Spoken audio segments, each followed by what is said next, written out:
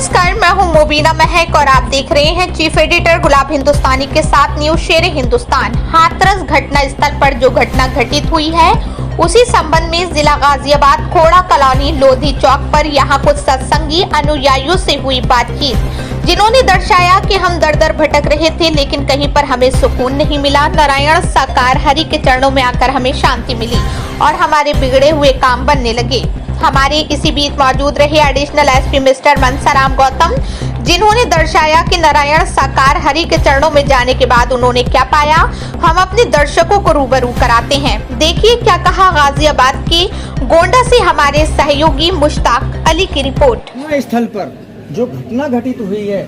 उस संबंध में आप सभी जो है मौजूद है, संबंध में क्या दर्शाना चाहेंगे, जनता को क्या संदेश देना चाहते हैं? संदेश देना चाहेंगे कि जो मानव कल्याण के लिए ऐसे समागम का होना आवश्यक है और जो ये समागम हुआ है ये इसमें जो कमेटी है वहाँ की जो आयोजन समिति है उसने प्रार्थना पत्र दिया नारायण साकार हरि जी परमात्मा जी के समक्ष। वो प्रार्थना पत्र उसको शर्तों के मुताबिक उन्होंने स्वीकार किया कि आप प्रशासनिक परमिशन ला करके देंगे, सारी व्यवस्था जुटाएंगे और तब परमात्मा वहाँ आने को नारायण साकार हरि जी आने को तैयार हुए। बाकायदा प्रशासनिक परमिशन से उनका आना हुआ और आकर के और उनका जो प्रवचन जो वाणी देनी थी वो वाणी दी उन्होंने। उसके बाद वो वापस हो गए वहाँ से और उसके बाद जो ये हादसा हो गया, अब जिसकी की जांच न्यायिक एक समिति गठित की है सरकार ने, गवर्नमेंट ने, और हम लोग सभी उपासक श्रद्धालु ये उम्मीद करते हैं कि सरकार उसमें सरकार का कदम भी न्यायोचित है और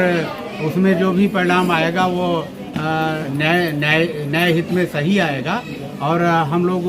उस परिणाम की मतलब उसका इंतज़ार भी करते हैं और उसमें उम्मीद भी करते हैं कि परिणाम सब सही आएगा। और ये इसमें यही कहना है, संदेश यही देना है, इसमें नारायण साकार हरि जी का इसमें कहीं भी दूर दूर तक कोई इसमें संलिप्तता या उनका दोष नहीं है। उनका जो उनका निस्वार्थ जो उनका कर्तव्य जो संदेश देना था, जिस उद्देश्य को लेकर के समागम में आए थे वो उद्देश्य पूरा करके वो वापस जा चुके थे। उसके पश्चात ये हादसा हुआ है। उनके जाने के बाद जो ये घटना हुई है वो कितनी देर के बाद हुई? लगभग 45 मिनट या आधे घंटे के, कम से कम आधे घंटे के बाद ये हादसा जो है प्रमाणित हो रहा, क्योंकि 1:15 पर नारायण साकार हरि जी ने आरती की उद्घोषणा कर दी थी और मुश्किल से 5-7 मिनट लगे होंगे। उसके बाद मुश्किल से 1:20 या 22 मिनट पर उनका प्रस्थान हो गया था वहाँ से। क्या वो अपने चरणों की रज लेने के लिए आम जनता से कहते हैं? वो कभी भी ना तो अपने चरणों की रज लेने के लिए, ना पानी वहाँ का पानी लेने के लिए या किसी तरह का प्रसाद या किसी तरह का वो भभूत या प्रसाद किसी भी तरह का या माला लेने का कभी भी वो किसी को उपदेश नहीं देते और किसी को भी वो अपना चरण छूने के लिए किसी को उपदेश नहीं देते और कि इस तरह का कोई भी ये श्रद्धालुओं पर, उपासकों पर इस तरह का कोई भी वो प्रवचन नहीं देते जिससे कि भीड़ को किसी प्रकार की असुविधा हो। आने वाले समय में आपको क्या लगता है, क्या ये जो समागम है वो चलते रहेंगे या उन पर पूर्ण रूप से प्रतिबंध लगा दिया जाएगा? नहीं, पूर्ण रूप से प्रतिबंध लगने का तो कोई प्रश्न नहीं उठता, लेकिन जो न्यायिक आयोग गठित हुआ है वो जो गाइडलाइन देंगे वो आगे चल करके उसमें जो सावधानियां बरतनी है जिससे कि इस तरह के हादसों की या इस तरह के घटनाओं की पुनरावृत्ति ना हो,